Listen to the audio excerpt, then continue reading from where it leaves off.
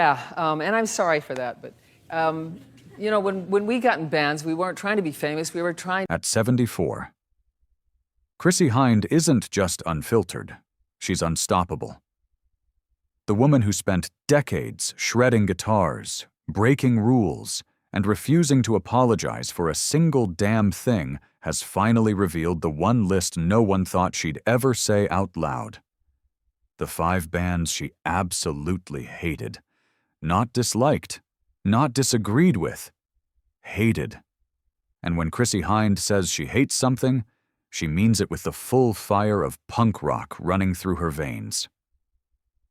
These weren't petty rivalries or tabloid feuds. They were betrayals. Bands she felt corrupted the spirit of punk, sold rebellion for profit, or turned real grit into polished entertainment. And topping her reversed list is the group she sees as the biggest offender. The one band she claims killed the authenticity of punk the moment they went mainstream. Because Chrissie's fury starts with the most shocking target of all, Sex Pistols, of all the bands Chrissie Hynde ever crossed paths with. None infuriated her more than Sex Pistols, the group the world worshipped as punk pioneers, but Chrissie viewed as the ultimate fraud. To her, Sex Pistols weren't rebels, they were products, manufactured chaos wrapped in safety pins and slogans.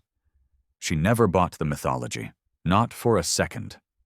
While the world saw them as the voice of a generation, Chrissie saw a marketing project run brilliantly by Malcolm McLaren, a designer who used controversy the same way corporations use ad campaigns. And that, to her, was unforgivable. Punk wasn't supposed to be a costume. Punk was a war cry, raw, ugly, honest, born from poverty, frustration, rage. But the Pistols turned it into a brand. Chrissie despised how quickly the media crowned them, the face of punk, how their scandals overshadowed real musicians grinding in small clubs, sleeping in vans, bleeding for their art. She felt Sex Pistols didn't earn their throne. They stole it through shock tactics and publicity stunts. And worst of all, they became mainstream idols, exactly what punk was meant to fight against. She once said, "The moment they hit TV, punk died for me." Chrissie refused to share stages with them, refused interviews about them, refused to acknowledge them as anything but actors pretending to be dangerous. In her eyes, they weren't the future of punk. They were the beginning of its downfall. And yet, as much as she hated the Pistols, the next band infuriated her for an entirely different reason, because their rebellion wasn't fake, but theatrical. Culture Club. If Sex Pistols angered Chrissie Hynde for being manufactured rebels, Culture Club angered her for being rebels without consequences. Boy George was everywhere in the early 80s, brilliantly styled, beautifully made up, dripping androgynous glamour. The world adored him. Chrissie, however, was unimpressed. To her, Culture Club represented the rise of fashion rebellion, a kind of carefully packaged boldness tailor-made for MTV and suburban teens craving a safe dose of edge. She didn't hate Boy George as a person. She hated what the industry turned him into, a spectacle, a commodity, a sanitized version of counterculture.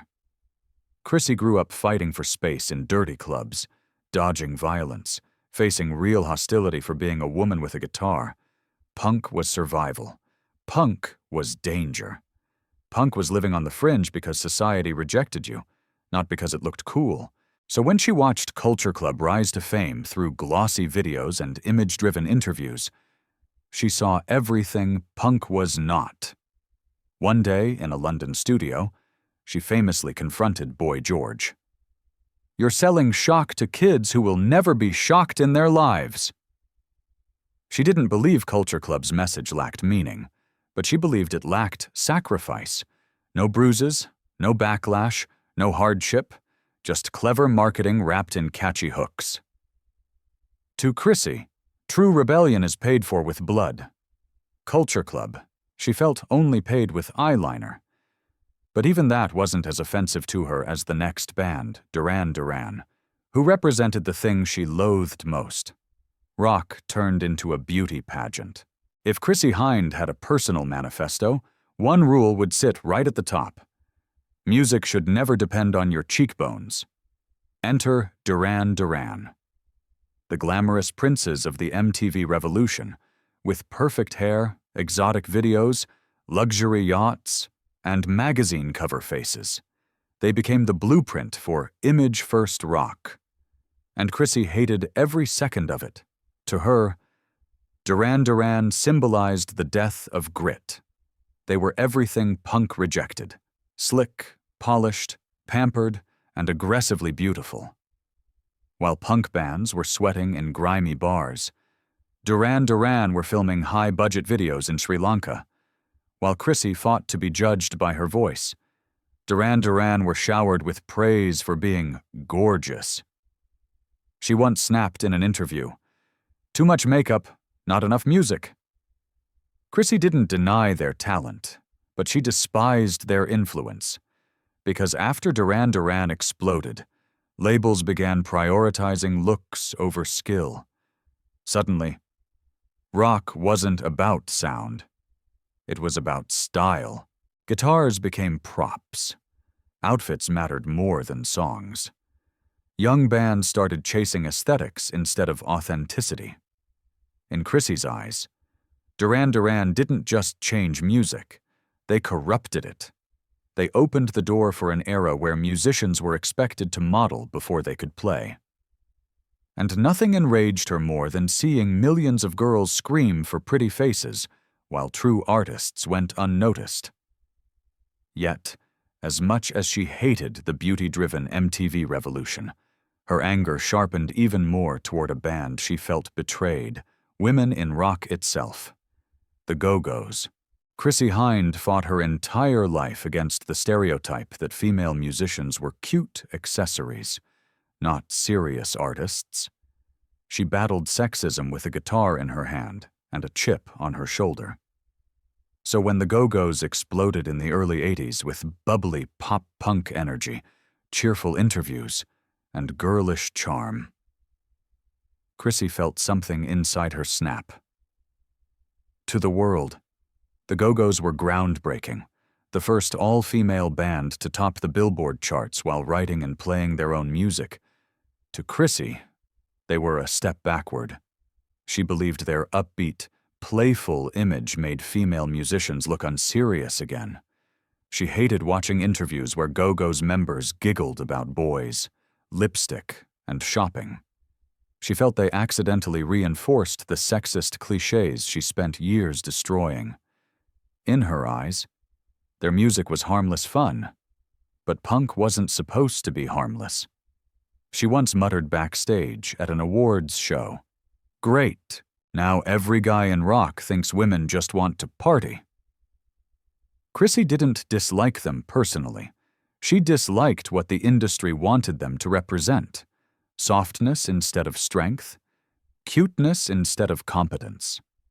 And when the Go-Go's gained massive mainstream success, Chrissie thought the industry would use them as proof that female bands should stay light and fun rather than bold and confrontational.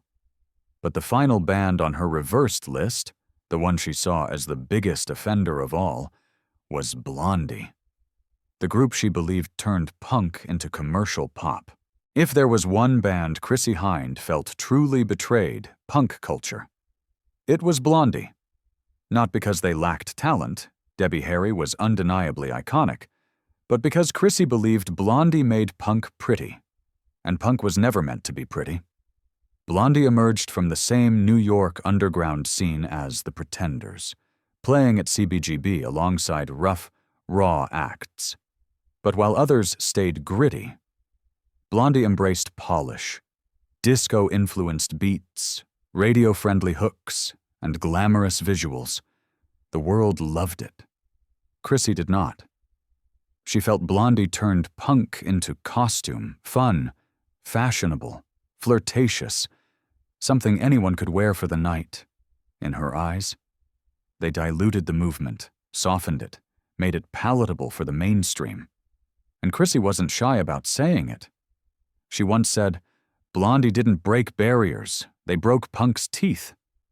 The breaking point came during a notorious CBGB confrontation in 1979, when Chrissie accused them of selling out the underground.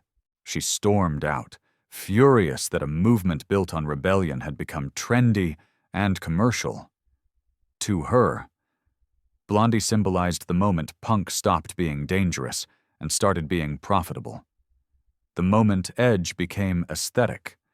And no matter how many fans praised Blondie for blending genres and elevating female representation, Chrissie couldn't forgive them for one simple reason. She believed they turned punk from a revolution into entertainment. In the end, Chrissie Hynde's list wasn't about bitterness, jealousy, or petty rivalries.